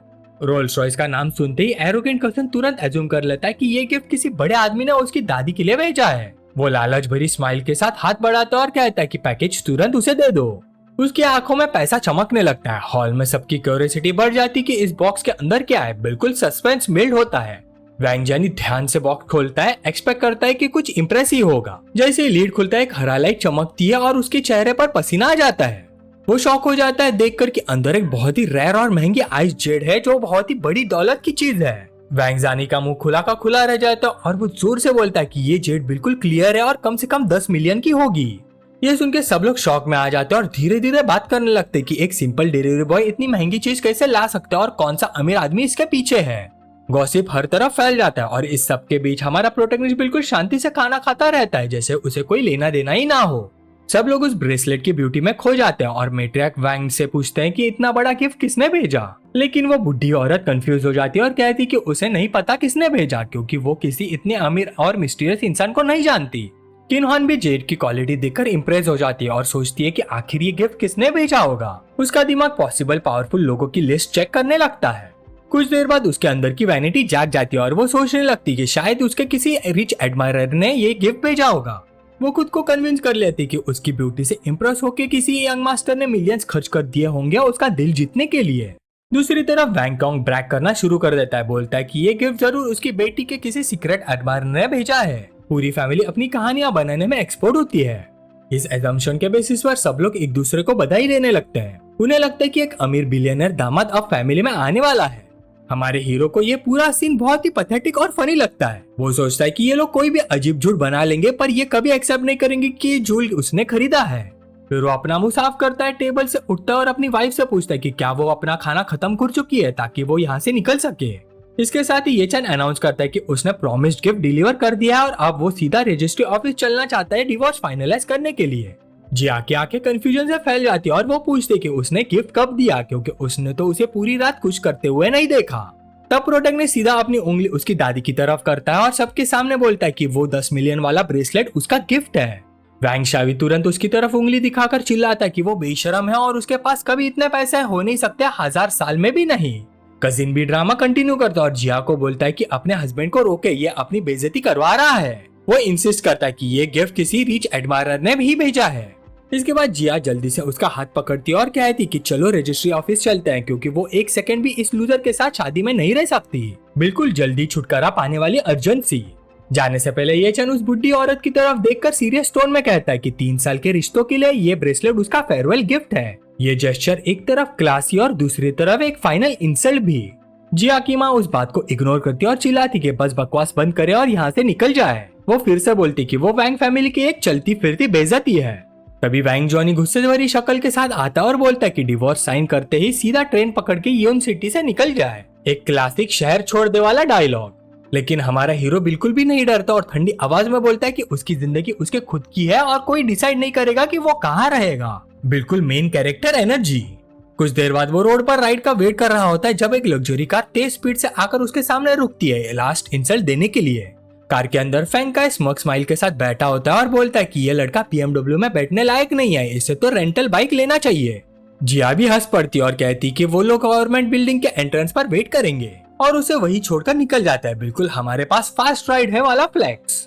इस ह्यूमिलेटिंग सिचुएशन में भी ये चान बिल्कुल काम रहता है और एक नॉर्मल टैक्सी रोकता है। ड्राइवर को बोलता है कि सीधा सिविल अफेयर ऑफिस ले चले, उसका पेशेंस मैक्स लेवल पर होता है।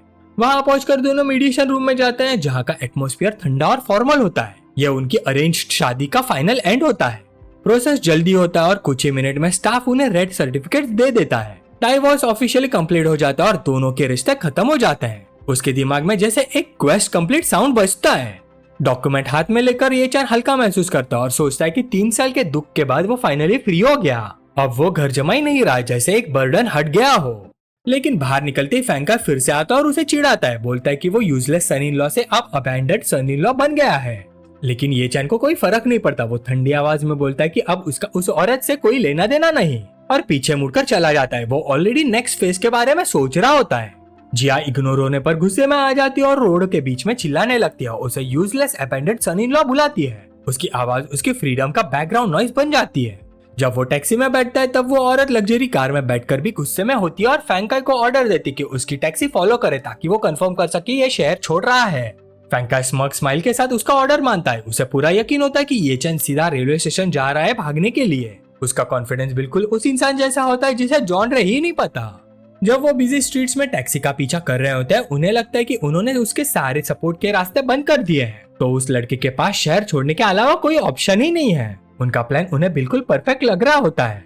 लेकिन पैसेंजर सीट पर बैठी जिया बेचैन होने लगती है। अपने एक्स हस्बैंड का कॉन्फिडेंट एक्सप्रेशन याद आता है और उसे लगता है कि इस सिचुएशन में कुछ तो बहुत ही अजीब है। 3 साल बाद उसकी इंट्यूशन फाइनली काम करने लगती है। अचानक फैंका भाई सिकुड़ता है और कंफ्यूज हो जाता है। उसे समझ आता है कि टैक्सी का राउट ना ट्रेन स्टेशन जा रहा है ना ही बस टर्मिनल। जिया पूछती कि क्या ये एयरपोर्ट का रास्ता है, लेकिन फैंका मना करता है और कहता है कि ये डायरेक्शन सीधा एक्सएच के रिच एरिया की तरफ जाता है। ये सुनते ही लड़की नर्वस हो जाती है और अपने नाखून चबाने लगती है। सोचता है कि क्या वो लड़का सच में यूनिवर्सिटी में ही रहने वाला है इतनी सब चीजों के बाद भी। उसकी टेंशन बढ़ती जाती है। फैंका उसे शांत करने की कोशिश करता है, बोलता है कि शायद वो कोई सस्ता होटल ढूंढ रहा होगा और कॉन्फिडेंटली कहता है कि उनके इन्फ्लुएंस के चलते कोई भी उसे रूम नहीं देगा। 10 मिनट बाद टैक्सी रुकती है और वो भी लेक के लग्जरियस 4 सीजन होटल के सामने। ये देखकर दोनों बिल्कुल स्टन रह जाते हैं। उनकी कंफ्यूजन देखने लायक होती है जब वो देखते हैं कि हमारे हीरो सीधा एंट्रेंस की सीढ़ियां चढ़ रहा है। फैंका हंसकर कहता है कि वो जरूर वेटर या जैनिटर की जॉब के लिए आया है। जिया गुस्से से भर जाती है। उसे उसकी इतनी हिम्मत पर शॉक होता है क्योंकि उन्होंने ऑलरेडी क्लियर कर दिया था कि उसे शहर में कोई जॉब नहीं मिलेगी। उसे एक बार और इंसल्ट करने के लिए लवर तुरंत अपना फोन निकालता है और होटल के एक मैनेजर दोस्त को कॉल करता है। क्लासिक मैं किसी को जानता हूँ वाला मूवमेंट। वो मैनेजर को बोलता है कि अगर ये चंद नाम का कोई बंदा आए तो उसे जॉब बिल्कुल मत देना। उसे लगता है कि वो हीरो की लाइफ और बर्बाद कर रहा है। उसके चेहरे पर सेटिस्फेक्शन होती है, लेकिन अगले ही पल उसका एक्सप्रेशन बदल जाता है जब मैनेजर कुछ बोलता है और वो शॉक में चिल्लाता है। जिया डर कर पूछती है क्या हुआ। वो फोन काट देता है और कंफ्यूज होकर बोलता है कि मैनेजर ने चेक किया पर कोई जॉब लेने के लिए नहीं आया। अब दोनों कंफ्यूज हो जाते हैं कि वो वहाँ क्यों आया है। मिस्ट्री और डीप हो जाती है तब फैंका की आंखें फैल जाती है और वो एक अजीब पॉसिबिलिटी बोलता है कि शायद वो जॉब के लिए नहीं बल्कि गेस्ट बन के रहने आया है। यह आइडिया सुन के जिया का दिमाग हिल जाता है। एक्स वाइफ तुरंत हंस पड़ती है और कहती कि ये इम्पॉसिबल है क्योंकि एक रात का रेंट 8,000 है और उसने उसके सारे कार्ड्स ले लिए थे। उसके पास सिर्फ थोड़े पैसे ही बचे होंगे। उसका हिसाब उसी नॉलेज पर बेस्ड होता है जो उसे लगता है कि सही है। फिर भी फैंका सेटिस्फाई नहीं होता और डिसाइड करता है कि वो खुद होटल के अंदर जाके पता करेगा। लॉबी में पहुंचते उन्हें शॉकिंग कंफर्मेशन मिलती है कि ये चंद ने चेक इन कर लिया है और सिर्फ चेक इन ही नहीं पूरे 7 दिन का एडवांस पेमेंट भी कर दिया है। ये सुनते ही दोनों के होश उड़ जाते हैं। वो कैलकुलेट करते हैं कि ये स्टंट 50,000 से ज्यादा का है और उन्हें यकीन ही नहीं होता कि उस बेकार आदमी के पास इतने पैसे हो सकते हैं। तुरंत बाद फैंका एक्यूज करता है कि उसने सालों तक ग्रोसरी और डॉग फूड के पैसे चुरा कर ये पैसे जमा किया होगा। उसे एक शेमलेस चोर बोलता है, बिल्कुल नीचे गिर कर इल्जाम लगाता है। लेकिन रिसेप्शनिस्ट हल्की सी मुस्कान के साथ उन्हें रोकती है और कहती कि एक गलती हो रही है। ये चंद ने नॉर्मल रूम नहीं लिया बल्कि प्रेसिडेंशियल सूट लिया है। ये सुनते ही दोनों पर जैसे बिजली गिर जाती है। वो दोनों एक साथ शॉक में चिल्लाते हैं, बिल्कुल डर से कांप जाते हैं। फैंका के माथे पर पसीना आ जाता है जब वो दोबारा कैलकुलेशन करता है। उसे समझ आता है कि ये सब मिलकर $500,000 से भी ज्यादा है क्योंकि लग्जरी सूट 80,000 पर नाइट का है। वो जिया की तरफ मुड़कर पूछता है कि क्या वो पक्का है कि उसका एक्स हस्बैंड ने इतने सारे पैसे बचाए होंगे सिर्फ चिल्लर जमा करके, क्योंकि ये मैथ बिल्कुल मैच नहीं हो रहा। फिर वो रिसेप्शनिस्ट से कंफर्म करता है, क्या तुम श्योर हो कि ये चैन ने अभी 560,000 फुल पेमेंट किया है? रिसेप्शनिस्ट कंफर्म करती है और ऊपर से और शॉक दे देती है, जी सर, और उन्होंने मुझे 10,000 का टिप भी दिया। मेरे इस महीने का रेंट तो आपके एक्स इन लॉ ने की वजह से कवर हो गया। ये सुनते ही जिया का गुस्सा फट पड़ता है। वो चिल्लाती है, तुमने वो टिप रखने की हिम्मत कैसे की? वो पैसे सब हमारे बैंक फैमिली का है, समझी? फैंका उसे लॉजिकली समझाने की कोशिश करता है, अभी टिप के लिए रोने का टाइम नहीं है। मेन बात यह है कि उसके पास इतने पैसे आए कहाँ से? अगर वो 3 साल ग्रोसरी के पैसे भी बचा रहा होता तब भी 1 मिलियन नहीं जमा कर सकता। ये मैथ बिल्कुल मैच नहीं हो रहा। जिया थोड़ी देर तक सोचती है, फिर उसके दिमाग में एक आइडिया आता है, रुको, वो पहले मेरी ग्रैंडफादर के घर जाता था उनके डॉग का ख्याल रखने। वहाँ बहुत सारे वैल्यूएबल एंटिक्स है, कहीं उसने 1-2 चुरा के बेच तो नहीं दिया जैसे कोई एंटिक हाइस्ट वाला बंदा। फैंका तुरंत एग्री करता है, हाँ पक्का वही है। तुम फैमिली को कॉल करो और चेक करो कुछ मिसिंग तो नहीं। उधर वैंग होटल के बैंक्वेट हॉल में प्रेसिडेंट टैंग और बाकी बड़े गेस्ट अभी तक गए नहीं थे। सब वेट कर रहे थे उस मिस्टीरियस बंदे का जिन्होंने वो एक्सपेंसिव ब्रेसलेट भेजा था।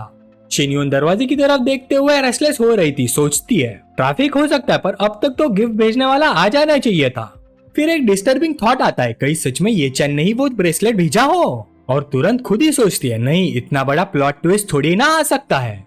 तभी जिया की मॉम का फोन बजता है, वो उठाती है और उधर से जिया पैनिक में बोलती है, मॉम तुरंत ग्रैंड मदर के घर जाओ और चेक करो कोई पुरानी पेंटिंग या कैलीग्राफी मिसिंग तो नहीं। वो ये चैन पक्का हमारे घर का सामान चुरा के बेच रहा है। ये सुनते ही माँ का कंट्रोल चला जाता है और वो जोर से बोल देती है, क्या ये चैन ने ग्रैंड मदर के एंटिक्स चुरा लिए? चिन्यून ये सुन लेती है, एक गहरी सांस लेती है और लॉलीपॉप का स्मोक बाहर निकालती है। सोचती है, मुझे लगा ये बंदा कोई बड़ा टाइकून है पर ये तो एक सिंपल चोर निकला। क्या बेकार एक्सपेक्टेशन थी। उसका इंटरेस्ट तुरंत खत्म हो जाता है। फिर वो खड़ी होती है और बोलती है, मुझे कंपनी का इंपॉर्टेंट काम है, मैं चलती हूँ। ओल्ड मैडम वैग रिस्पेक्टफुली कहती है कि फाइनेंसिंग का मैटर अब उनके हाथ में है। शिन बोलती है, टेंशन मत लो, और वहाँ से निकल जाती है। जैसे ही वो जाती है बाकी गेस्ट भी समझ आते कि मिस्टीरियस बंदा नहीं आने वाला और सब एक एक करके निकलने लगते हैं, बिल्कुल साइड क्वेस्ट के एनपीसीज की तरह। क्राउड के डिस्पर्स होने के बाद ओल्ड मैडम वैंग गुस्से में जिया की बात पूछती है। उसे पता चलता है कि ये चैन ने वेस्टलेक होटल में प्रेसिडेंशियल सूट 1 हफ्ते के लिए बुक किया और लगभग 6 लाख उड़ा दिए। सबको लगता है कि उसने एंटिक्स बेच के पैसे लिए हैं। ओल्ड मैडम वैंग टेबल पर हाथ मार के गुस्सा निकालती है पर फिर खुद को कंट्रोल करती है क्योंकि ब्रेसलेट भेजने वाला अभी तक नहीं आया। वो फैमिली को डिवाइड कर देती है, कुछ लोग घर चेक करने जाते हैं और कुछ लोग वेट करते रहते हैं। विला में जॉनी और जिया के पेरेंट्स सर्च स्टार्ट करते हैं। जॉनी बोलता है, हम स्प्लिट हो जाते हैं, अंकल कैलीग्राफी रूम चेक करो, मैं दूसरा रूम देखता हूँ। 20 मिनट बाद भी कुछ मिसिंग नहीं मिलता। जॉनी सोचता है, कुछ भी वैल्यूएबल चीज गायब नहीं है, मतलब उसने कुछ चोरी नहीं की। उसका दिमाग कैलकुलेशन मोड पे चल रहा था पर उसकी नफरत उस पर हावी हो जाती है। वो सच एक्सेप्ट नहीं करना चाहता इसलिए झूठ बोलता है, अंकल एक बार और चेक करो। जैसे ही अंकल जाता है जॉनी के दिमाग में एक गंदा प्लान आता है। वो शेल्फ से एक बहुत ही महंगा वॉच उठाता है जो उसके ग्रैंडफादर का था, वैल्यू 5 मिलियन से ज्यादा। उसके चेहरे पर एक शैतानी स्माइल आ जाती है, अब ये चैनी इस वॉच का चोर बनेगा। वो वॉच अपनी पॉकेट में छुपा लेता है और एक एम्प्टी बॉक्स लेके बाहर आता है। तुरंत चिल्लाता है, मेरे रूम से वॉच मिसिंग है। जिया की मॉम गुस्से में बोलती है, मुझे पता था। जिया के फादर तुरंत ओल्ड मैडम वैंग को कॉल करके बताते कि ग्रैंडफादर का रिचर्ड मिली वॉच गायब है। ओल्ड मैडम वैंग का गुस्सा पीक पे पहुंच जाता है। वो कांपते हुए बोलती है, उसे पकड़ के मेरे पास लाओ, मैं उसका हाथ काट दूंगी। कॉल के बाद फादर जॉनी से कहते कि चलो शेन को पकड़ने चलते हैं, पर जॉनी को पिछली पिटाई याद आ जाती है और डर के मारे वो फेक इंजरी बना के बोलता है, मुझे हॉस्पिटल जाना पड़ेगा। फादर जिया को कॉल करता है, तुम अभी भी वेस्टलेक होटल पे हो? होटल में जिया कॉल उठाती है, उसकी आंखें फट जाती है। क्या ग्रैंड मास्टर के घर से रिचर्ड मिली वॉच गायब है? 5 मिलियन का? ठीक है समझ गई। वो फोन रखती है। फैंका पूछता है, क्या हुआ? जिया गुस्से में बोलती है, ये चैन ने सच में ग्रैंड मदर का सामान चुरा लिया। वो रिसेप्शनिस्ट की तरफ मुड़कर बदतमीजी से कहती है, उसका रूम नंबर बताओ। फैंका डर जाता है, तुम क्या करने वाली हो? जिया एक्साइटेड टोन में बोलती है, मैं उसे पकड़ के लाऊंगी, उसने मेरे ग्रैंडफादर का 5 मिलियन का वॉच चुरा लिया है। फैंका नोटिस करता है कि वो गुस्से से ज्यादा एक्साइटेड लग रही है। वो उसे रोकने की कोशिश करता है, सीन मत क्रिएट करो, पुलिस को कॉल करते हैं। पर जिया उसे कावड़ बोलकर इग्नोर करती है और अकेले ऊपर चली जाती है। वो प्रेसिडेंशियल सूट के बाहर पहुंचती है और जोर से डोर पे नॉक करते हुए चिल्लाती है, दरवाजा खोलो चोर। थोड़ी देर बाद दरवाजा खुलता है, सामने ये चैन खड़ा होता है, अभी भी शावर करके सिर्फ एक टॉवल पहने हुए है। वो इरिटेट होके बोलता है, अब क्या प्रॉब्लम है? डिवोर्स हो चुका है फिर भी तुम मुझे डिस्टर्ब करना बंद नहीं कर सकती? अगर आपको वीडियो पसंद आई तो लाइक और शेयर जरूर करना और सब्सक्राइब करो पिकमी को ताकि आपको मिलती रहे डेली मानवा की कहानियां हिंदी में। अगला पार्ट और भी इंटरेस्टिंग होगा, तो मिलते हैं नेक्स्ट वीडियो में।